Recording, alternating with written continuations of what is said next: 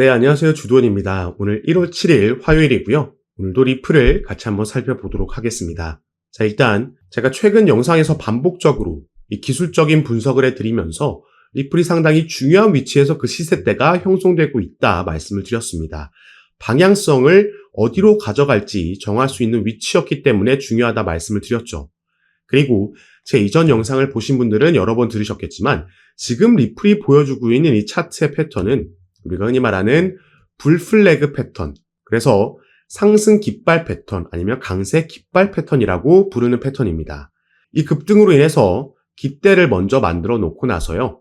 그 이후에는 조정이 나오면서 삼각형의 깃발 모양이나 아니면 제가 파란색으로 표시해 놓은 이 네모난 하락 추세 채널의 깃발 모양을 만들면서 이 상단을 돌파해 주게 됐을 때 또 한 번 우리가 이런 상승력을 기대해 볼 수 있는 패턴이다 말씀을 드렸죠. 그런데 여기서 중요한 건 돌파한 이후에 다시 만약에 이 채널 안으로 들어오게 되면 이런 걸 우리가 트랩이라고 얘기하고, 트랩이 발생하게 되면 통상적으로 반대편 채널까지 이동을 한다 말씀을 드렸습니다. 이런 걸 우리가 이미 이 채널 안에서도 확인할 수가 있었죠. 그래서 이렇게 되지 않으려면 지금 리플이 보여준 흐름과 같이 돌파 이후에 조정이 나온다라고 해도 이 채널 상단 라인을 지켜주면서 지지를 받고 반등이 나와주면 리플의 추후 방향성은 상승이 될 가능성이 높다라고 말씀을 드렸던 거였죠. 그리고 정확하게 제가 반복적으로 이렇게 말씀드렸던 내용이 오늘 기사로도 나왔습니다. 그래서 리플의 주요 패턴 돌파하면서 5달러 목표에 대한 기대감이 다시 한번 커지고 있다라는 거죠. 그래서 이 밑에 내용도 함께 보시면요. 이 기술적인 신호가 강력한 상승 가능성을 시사한다라는 겁니다. 이 하락 채널 패턴을 돌파한 모습이 포착됐다라고 했는데 이 하락 채널 패턴이 방금 말씀드렸던 이런 깃발에 해당하는 네모난 부분이었죠. 그리고 밑에 이 차트로도 우리가 확인할 수 있는데, 자, 이게 바로 불플래그 패턴입니다. 깃대를 세워놓고 나서 깃발을 형성을 하고요. 여길 돌파해주면 또 한 번 상승력을 보여줄 수 있다. 리플이 정확하게 이런 모습을 지금 가져가고 있다라는 겁니다. 그래서 기술적으로 봤을 때는 우리가 전혀 걱정할 필요가 없는 긍정적인 상승 패턴을 여전히 가져가고 있지만 우리가 투자함에 있어서 이런 기술적인 분석에만 절대 의존할 수는 없죠. 이번 1월만 해도 정말 여러 가지 이슈들이 시장에 영향을 줄 수 있다 보여주고 있습니다. 자, 일단 단기적으로는 당장 이번 주 목요일에 이전 12월 달 FOMC의 회의록이 공개가 될 예정이죠. 12월 달의 회의 이후에 이 금리 결정 이후에 시장이 하방 압력을 받았었기 때문에 여기에 대한 회의록이 공개되는 거라 이 부분도 시장에 충분히 영향을 줄 수 있는 부분이다 보여지는 거고, 같은 거시경제 이슈가 15일에 또 나올 예정입니다. 이 금리 결정에 영향을 준다 알려져 있는 소비자 물가지수가 공개될 거고요. 같은 날 리플 관련해서는 SEC가 지금 리플과 항소를 벌이고 있죠. 항소를 신청을 했는데 여기에 대한 관련된 서류를 제출해야 되는 기한이 바로 이 15일입니다. 그래서 지금 일단 전문가들은 제출을 할 거다, 아니면 아예 항소 자체를 취하할 수도 있다, 여러 가지 가능성과 전망들이 제기되고 있는데, 그래서 이 부분에 따라서도 리플 개별적으로는 충분히 영향을 받을 수 있다 생각하시면 좋을 것 같고요. 자, 5일 뒤에 1월 20일에는 트럼프가 정식 취임하는 날입니다. 같은 날 SEC의 전 위원장 게리 갠슬러가 사퇴하겠다라고 밝힌 날이기도 하죠. 그래서 여기에 대한 호재 소식으로 시장이 상승을 할지, 아니면 우리가 여러 번 봐왔던 셀 더 뉴스처럼 뉴스에 팔아라는 것처럼 이날 하방으로 방향성을 잡을지, 이런 부분도 우리가 주목을 해봐야겠고, 마지막으로 1월 말에는 또 한 번 미국에서의 금리 결정이 예정되어 있습니다. 이전 12월 달에 금리 결정 때는 0.25% 인하를 했죠. 근데 인하를 했음에도 이 당시에 코인 시장이 하방 압력을 받았던 이유는 바로 이날 함께 공개됐던 점도표 때문이었습니다. 이 점도표가 우리에게 말해줬던 건 올해 2025년에는 2번의 금리 인하가 있을 거라는 정보였죠. 물론 이 점도표는 분기마다 공개가 되기 때문에 9월 달에도 공개가 됐었는데요. 이때 공개된 점도표에서는 2025년에 4번의 금리 인하가 있을 거라는 정보가 공개됐었습니다. 이게 반으로 줄어들었기 때문에 시장이 하방 압력을 받았던 거고, 결국에 중요한 건 또 한 번 어떻게 금리가 결정될 거냐, 동결할 거냐, 아니면 이번에 바로 또 인하를 이어갈 거냐, 또 여기에 영향을 줄 수 있는 게 아까 말씀드렸던 15일 공개 예정인 소비자 물가지수이기 때문에 이런 부분들이 다 하나하나 시장에 영향을 줄 수 있다는 겁니다. 그래서 이런 기술적인 부분에만 의존하기보다는 이런 건 참고 자료로 삼으시고 중요한 건 실시간으로 시장은 유기적으로 움직이기 때문에 이런 부분을 확인하고 시장의 방향성을 확인하고 거기에 알맞게 대응하는 게 더 중요하다 말씀을 드립니다. 그리고 이런 부분은 제가 모니터링하면서 저희 정보방에서 가장 빠르게 내용 공유해드리고 또 시장 상황도 브리핑해드리면서 대응을 도와드리고 있으니까 미리 정보방 참여하셔서 이런 정보들 받아보시고 투자 판단에 참고하시면 더욱더 좋을 것 같고요. 다만 우리가 1월을 단기적으로 보는 게 아니라 올 한 해 상승 사이클을 길게 봤을 때는 우리가 기대해 볼 수 있는 호재 소식들이 리플은 여러 가지 있다 말씀을 드렸고 그중 가장 강력한 게 바로 이 IPO였습니다. 그리고 이번에 리플의 CEO가 직접 리플의 기업 가치가 1,000억 달러 이상이다라고 발언을 하면서 또 한 번 IPO에 대한 기대감을 끌어올렸다라는 거죠.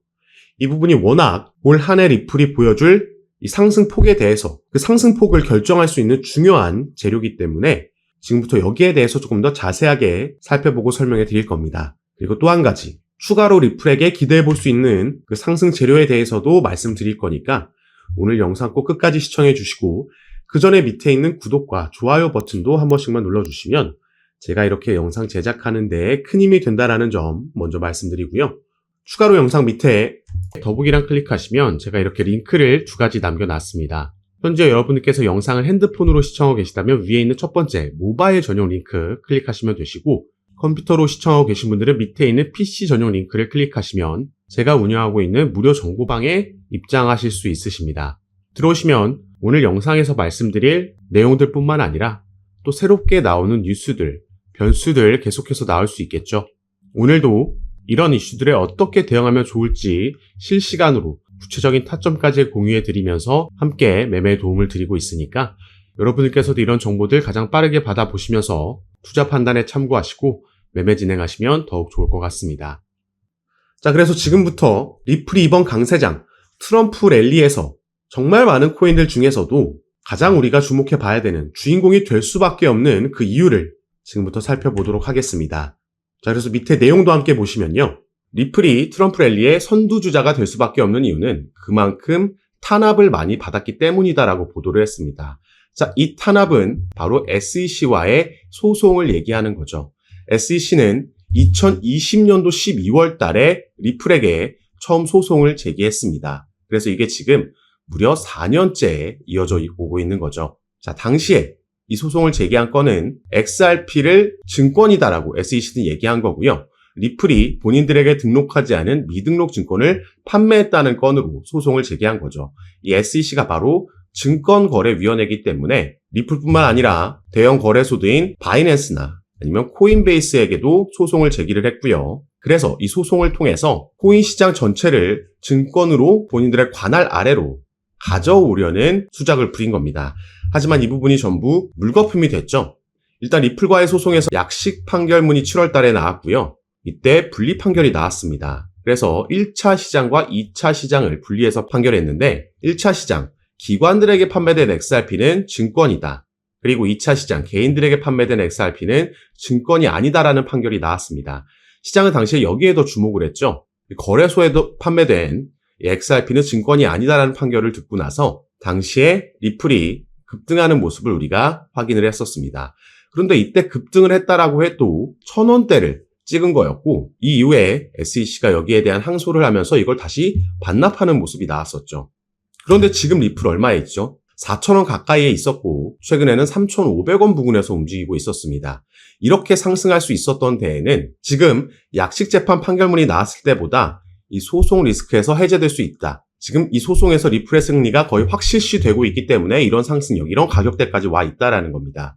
자, 트럼프가 당선되고 나서요. 당선되기 전에 여러 암호화폐 관련 공약들을 내놨을 때 그 첫 번째가 바로 SEC의 위원장을 교체하겠다라는 거였습니다. 그리고 당선이 되고 나니까 SEC 위원장이 직접 사의를 표명했고 그래서 1월 20일 날 교체가 될 예정이죠.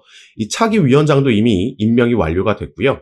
이는 친암호화폐적인 인물로 지금 임명이 된 상황입니다.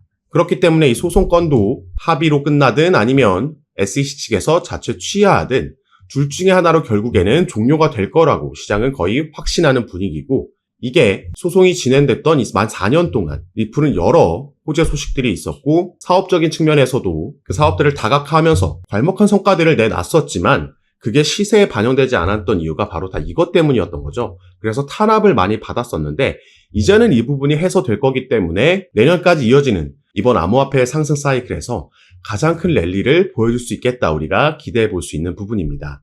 자, 이 소송이 종료됨에 따라서 그럼 리플이 이제 어떤 재료들을 가지고 랠리를 만들고 상승 모멘텀을 만들지 우리가 살펴볼 필요가 있겠는데요. 그중 첫 번째는 바로 이 IPO라고 볼 수 있겠습니다. 트럼프 당선으로 인해서 암호화폐 기업들의 IPO 가능성이 커졌다라고 나와 있는데, 자, 우리가 용어를 하나 말씀드리자면 ICO는 XRP와 같은 이 코인이 거래소에 상장되는 걸 의미합니다. 반면 IPO 같은 경우에는 이 XRP를 발행하는 기업, 바로 리플랩스죠. 리플랩스가 미국의 증권시장에 상장되는 걸 의미합니다. 이게 당연히 더 큰 먹거리라고 우리가 볼 수가 있겠죠. 그리고 리플 같은 경우에는 이 IPO를 사실 이전부터 소송이 진행되고 있을 때부터 준비해 왔었습니다. 그래서 작년에도 이런 기사가 나왔었죠. 리플의 IPO 가능성 솔솔, XRP $600 넘을 수도 있다. 자, 이건 정확하게는 XRP가 아니라 리플이 IPO를 했을 때, 나스닥에 상장됐을 때 리플의 주가를 얘기를 했던 거였습니다. 자, 4월 달에 일단 작년 4월 달에요. 리플 같은 경우에는 뉴욕에서 비공개 로드쇼를 개최했었습니다. IPO 관련 로드쇼였고, 그래서 당시에 이 로드쇼에 대부분의 투자 기업들이 전부 참여했었다라고 보도가 나갔었죠. 그런데 작년 4월이면 작년 7월에 약식 판결이 나왔으니까 그 전이죠. SEC와의 소송이 어떻게 될지 모르는 상황이었고, 때문에 투자 기업들 입장에서는 이 리스크가 워낙 컸기 때문에 이게 더 이상 진행될 수는 없었습니다. 하지만 일단 이 부분을 준비하고 있었다라는 건 우리가 당시에 이런 비공개 로드쇼를 통해서 알 수 있었던 거고, 자, 작년 10월 달에는 리플 홈페이지에 리플이 이렇게 이 IPO 관련 포지션을 공개 채용하는 공고글도 올렸었죠. 이런 준비를 하고 있었고, 그래서 만약에 추후에 리플이 정말로 나스닥에 상장하게 되면, IPO를 진행하게 되면 리플의 주가는 $600 넘을 거고 XRP 같은 경우에는 $35 이상 갈 수 있다라는 전망들이 나왔던 겁니다. 그리고 이제 트럼프가 당선됨에 따라서 SEC의 소송이 종료될 거라는 기대감에 다시 한번 최근에는 이런 리플이 기업 공개에 착수했다라는 기사를 우리가 당연히 기대해 볼 수 있었던 겁니다. 이게 충분히 내년에도 진행 가능성이 있고 조금 더 구체적인 소식이 들려온다면 이건 정말 리플에게는 폭등 재료가 돼줄 수 있는 그 첫 번째 요인이 된다라는 거죠. 그리고 또 한 가지는 리플이 10월 달에 발표했었던 바로 이 수탁 서비스가 되겠습니다. 자, 리플은 작년부터 무려 2개의 수탁 기업을 인수를 했습니다. 이걸 전부 현금으로 인수를 했었고, 당시에 메타코라는 가장 먼저 스위스 기반을 둔 수탁 업체를 인수하면서 주목을 받았었는데, 자, 일단 이 수탁 서비스가 뭔지부터 우리가 알아야겠죠. 이 밑에 보시면 이 수탁 서비스, 영어로는 커스터디 서비스라고 하는데, 이건 디지털 자산을 보관할 수 있도록 지원하는 서비스. 은행과 핀테크 고객이 디지털 토큰을 보관하고 유지할 수 있도록 하는 다양한 기능을 제공하는 겁니다. 그래서 마치 은행과 같은 역할을 할 수 있다라는 거죠. 아까 말씀드렸던 메타코라는 스위스 기반의 커스터디 업체를, 기업을 인수했을 때는요, 이미 메타코가 보유하고 있던 고객들이 꽤나 세력급이라고 볼 수 있는 대형 기업들이었고, 이제는 이 기업들이 리플의 고객사가 된 겁니다. 그런데 여기서 더 중요한 건 바로 이게 블랙록과 연관이 있기 때문이죠. 자, 블랙록의 CEO 레리 핑크라는 인물은요, 비트코인과 이더리움의 ETF, 이건 모든 자산 토큰화의 시작이다라고 얘기를 했습니다. 자, 블랙록은 여러분 많이 들어보셨겠지만 세계 최대 자산 운용사고, 작년에 비트코인 그리고 시장의 상승력에 시작을 이끌었던 게 바로 블랙록이었습니다. 당시에 비트코인 현물 ETF를 신청했다라는 소식이 전해졌을 때 이미 이런 상승력이 시작됐고, 결국에는 비트코인에 이어서 이더리움까지 현물 ETF를 승인을 받은 거죠. 그리고 밑에 인터뷰 내용을 조금 더 보시면요. 자, 그는 위험한 신생 자산군에 대한 노출을 제공하는 안전한 방법으로 평가받는 이 ETF가 금융시장 기술혁명의 1단계였고, 2단계는 모든 금융자산의 토큰화가 될 거라고 얘기한 겁니다. 자, 그래서 블랙록이 주목하고 있는 게 지금 RWA, 리얼 월드 에셋, 이게 바로 모든 금융자산, 실물자산의 토큰화죠. 최근에 그래서 블랙록은 RWA 펀드도 출시했고요. 그래서 RW 관련 테마들이 이때 급등을 보여줬었습니다. 자, 그러면은 이 RWA, 모든 실물 자산 토큰화가 어떻게 리플에 연결되어 있는지도 살펴볼 건데, 다시 우리가 이 리플의 기사로 돌아와서요, 조금 더 밑에 내용까지 살펴보도록 하겠습니다. 자, 리플은 향후 점점 더 많은 실물 자산이 디지털 토큰으로 거래될 것을 예상하며 커스터디 서비스 고객이 리플 레저를 사용해서 법정 화폐, 금과 석유 같은 상품, 부동산 등 실물 자산을 토큰화할 수 있도록 할 것이라고 밝힌 거죠. 지금 이게 그래서 RWA가 커스터디 서비스와 직접적으로 연관이 있는 분야라는 겁니다. 블랙록은 지금 이 RWA 주목하면서 여기를 키우고 투자할 생각인 거고, 이것과 함께 클 수밖에 없는 커스터디 사업을 리플이 작년부터 준비하면서 여기에 또 선두주자로 나가고 있다라는 거죠. 이게 또 내년에 더 커질 영역, 앞으로 미래 먹거리가 돼줄 영역이기 때문에 이 부분에 따른 리플의 사업 확장과 또 XRP 시세 상승을 기대해 볼 수 있다라는 거죠. 이거 외에도 아까 우리가 잠깐 살펴봤던 ETF, 비트코인과 이더리움 다음에는 지금 리플의 XRP와 솔라나가 가장 유력한 다음 ETF 후보입니다. 그래서 XRP 같은 경우에는 벌써 여러 자산 운용사들에서 리플의 현물 ETF를 신청해 놓은 상황이고요. 이 ETF의 승인 권한을 가지고 있는 게 바로 또 미국의 증권거래위원회 SEC이기 때문에 친암호화폐적인 새로운 위원장이 들어오고 나면 이 부분도 충분히 승인 가능성이 내년 안에 있다, 이렇게 보고 있습니다.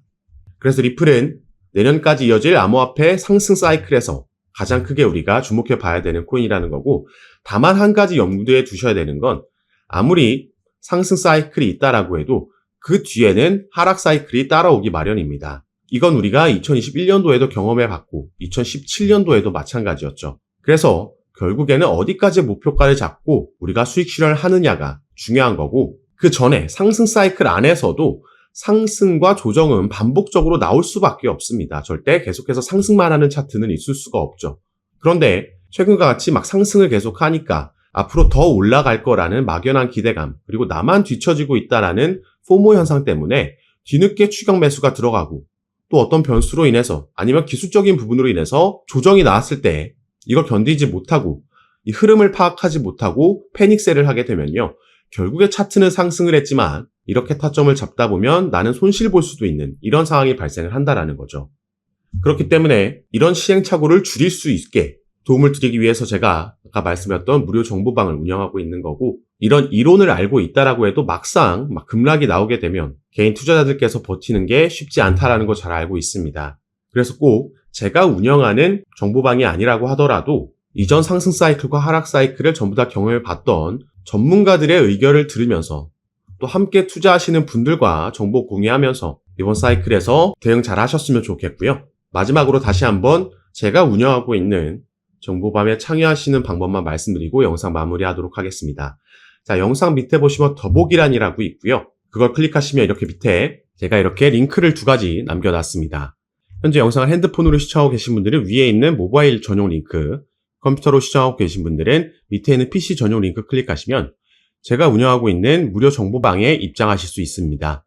들어오시면 새롭게 나오는 뉴스들, 변수들 공유해 드리면서 우린 여기에 어떻게 대응하면 좋을지 구체적인 타점까지 공유해 드리면서 함께 매매를 진행하고 도움 드리고 있는 방이니까 여러분들께서도 들어오셔서 이런 정보들 실시간으로 받아보시고 투자 판단에 참고하시면 더욱 좋을 것 같습니다. 작년부터 시작돼서 올 한 해 이어질 강세 사이클에서 우리가 대응 잘하면 크게 수익 볼 수 있는 그 기회 사이클이 돌아온 거니까요. 저와 함께 조금 더 안전하게 알맞게 대응하시면서 꼭 큰 수익 얻어가시는 시간으로 함께 만드셨으면 좋겠습니다. 자, 그럼 오늘 영상도 끝까지 시청해 주셔서 너무 감사드리고 저는 다시 카톡방에서 여러분들 대응 도와드리고 상담 도와드리면서 찾아뵙도록 하겠습니다. 감사합니다.